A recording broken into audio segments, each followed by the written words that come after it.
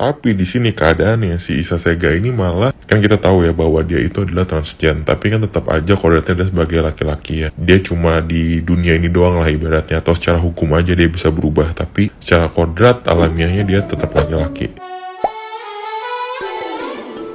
Hola netizen yang tercinta, Polres Metro Jakarta Selatan menyatakan akan menindaklanjuti laporan Hani Kristianto atas dugaan penistaan agama yang dilakukan transgender Isa Sega saat ibadah umroh dengan busana perempuan. Kasih Humas Polres Metro Jakarta Selatan AKP Nurman Dewi menyebut apabila Isa Sega terbukti melakukan penistaan agama bisa dijerat hukuman penjara maksimal 6 tahun. Isa Sega akan dipanggil ke Polres Metro Jakarta Selatan untuk menjalani pemeriksaan atas laporan Hani Kristianto terkait penistaan agama. Sebelumnya, Hani Kristianto melaporkan transgender Isa Sega atas dugaan penistaan agama karena tidak terima Isa Sega menjalani umroh menggunakan busana perempuan.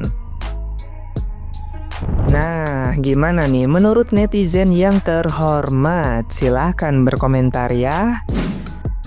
Ada yang lagi rame, cowok operasi jadi cewek, terus dia berangkat umroh. Pas umroh apa? Pakai mukena sama jilbab di depan Ka'bah. Allahu Akbar. Gue berpikir, kok bisa-bisanya orang ini kayak gini dan dia pede lagi. Mungkin dia berpikir gini, kayak KTP gue kan udah bukan laki-laki ya, gue udah jadi wanita, jadi gue umrohnya ya jadi wanita. Kan gak gitu kok konsepnya ya. Kan kodratnya ya tetap aja di mata Tuhan tuh diciptainya laki-laki, Bambang. Terus kalau umroh itu kan biasanya ada pantangan, gak boleh bersentuhan sama lawan jenis, datang bulan gak boleh umroh dan sebagainya. Terus dia ini kan cowok dan dia menganggap diri dia wanita ya. Terus kalau dia bersentuhan sama cowok, dia menganggap oh gak boleh, batal.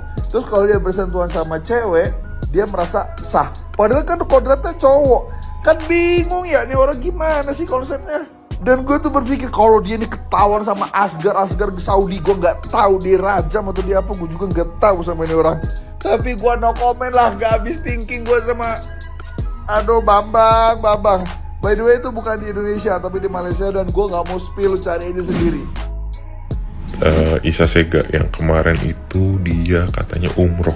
Jujur gue sebagai non muslim ya, jadi gue kayak nggak punya kapasitas. Tapi di sini gue mencoba untuk mengomentari secara general aja ya, dimana gue tahu bahwa sebenarnya kalau laki-laki dan perempuan di muslim itu nggak boleh satu tempat gitu saat beribadah. Tapi di sini keadaannya si Isa Sega ini malah, kan kita tahu ya bahwa dia itu adalah transgen, tapi kan tetap aja kodratnya dia sebagai laki-laki ya. Dia cuma di dunia ini doang lah ibaratnya, atau secara hukum aja dia bisa berubah, tapi secara kodrat alamiahnya dia tetap laki-laki. Tapi saat dia umroh dia ada di posisinya wilayah wanita gitu ya. Gue cuma kasihan aja sih sama cewek-cewek yang di sana ya, yang memang bener-bener tulen gitu ya, yang dia nggak tahu apa-apa, tapi misalkan nanti saat dia udah mau beribadah gitu, tapi abis bersentuhan sama si Isa Sega ini jadinya batal misalkan gitu ya, karena kan beda muhrim gitu ya. Sangat disayangkan sekali ya. Jadi dia dia hanya mementingkan diri sendiri tapi tidak mementingkan kepentingan orang lain. Kalau kalian tahu, ada di Malaysia itu juga transgen namanya Nur Sajat. Nur Sajat itu juga melakukan hal yang sama, tapi pemerintah sana itu secara terang-terangan akhirnya memboikot dia untuk ada di Malaysia, dan dia akhirnya sekarang tinggal di luar negeri gitu ya. Ya siapa tahu nanti ini bisa terjadi juga sama si Isa Sega ya, kita nggak tahu. Kita lihat nanti kelanjutan seperti apa. Ego banget tentang transpuan yang pergi umroh ya. Cuman kalau gue nggak akan mungkin ngebahas hal-hal yang berbau dengan agama secara gue nonis gitu ya kan. Tapi gue lebih kayak mikir gini, apa sih yang harus diberikan kepada pemerintah sampai seseorang itu kok bisa merubah identitasnya gitu. Dokumen apa yang harus dipenuhi sehingga pemerintah tuh kayak yakin kayak, oh iya ya lu perempuan sekarang, I just wanna know. Jadi gue baca deh dari hukum online gitu. Tolong anak-anak hukum di sini speak up ya, karena gue akan ngomongin sesuatu hal yang super duper awam, karena gue mempertanyakan kira-kira apa sih sebenarnya yang bisa buat orang itu merubah jenis kelamin di KTP-nya. Seperti yang kita bisa baca di sini ya, ternyata aturannya itu ada di pasal 58 ayat 1 huruf A. Perpres 96 tahun 2018 menyatakan pencatatan ganti jenis kelamin itu sebagai salah satu peristiwa penting lainnya, memerlukan salinan penetapan pengadilan negeri. Berarti harus sampai ke pengadilan, of course gitu ya. Tapi itu kan tahun 2018 Pak, sekarang udah 2024, udah beda lagi Pak gitu. Ininya apa namanya, perkembangannya gitu. Seperti contoh kasus nih katanya ya, pemohon bertujuan mengganti identitas jenis kelamin perempuan menjadi laki-laki. Berdasarkan tes kromosom telah diperoleh hasil pemeriksaan laboratorium, disimpulkan bahwa diagnosis disorder of sexual development dengan genotip 46XY laki-laki kayak gitu ya. Jadi mungkin ada kelainan kromosom gitu ya. Untuk kalian yang nggak tahu bahwa kromosom perempuan itu adalah XX, sementara kalau laki-laki itu XY gitu ya. Jadi mungkin yang dimaksud di sini tuh adalah seperti siapa tuh yang namanya Aprilia Menganang itu ya. Nah, ada kelainan kromosom. Misalnya contoh nih, ada orang perawakannya kayak gue nih, perempuan kelihatannya, tapi ternyata gue kok mikir dalam hati gue laki banget gitu gue rasa. Ternyata pas gue cek, oh ternyata lu tuh kromosomnya itu lu ada Y-nya gitu, jadi lu tuh XY. Jadi secara kromosom tuh lu ternyata cowok kayak gitu. Apakah seperti itu gitu ya? Nih di bawah nih, pemohon mengajukan buktinya itu adalah KTP, terus 2 kutipan akte nikah orang tua, oke. Terus habis itu ada fotokopi kakak. Yang keempat, fotokopi kesimpulan diagnosis dokter.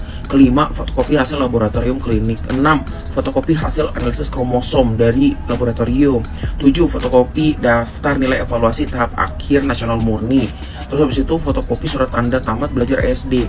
Gue nggak ngerti kenapa sampai harus ada surat tanda tamat belajar tapi yang SD doang. Nah itunya gue nggak ngerti. Dan untuk kita semua ketahui ya, ternyata aturan penggantian jenis kelamin itu tuh kayak bukan peraturan yang betul-betul ada kayak section khususnya gitu. Jadi kayak itu tuh kayak peraturan lain lah gitu, kayak peraturan yang ya sekedarnya aja gitu. Itu yang dari gue baca, correct me if I'm wrong lagi-lagi gitu ya. Cuma nih Bapak Ibu yang ada di pemerintahan ya, dengan penuh hormat, saya mah cuma mau ngasih pemikiran aja sedikit gitu, bahwa ternyata pada prakteknya di society atau di masyarakat kita, penggantian kelamin dari perempuan laki-laki atau dari laki-laki ke perempuan itu nggak sesederhana kalau kayak oh lo ada kromosom lo harus ganti sesuai dengan kromosom lo gitu, atau sesuai dengan kehendak badan lo karena kebetulan memang mendukung gitu si kromosomnya.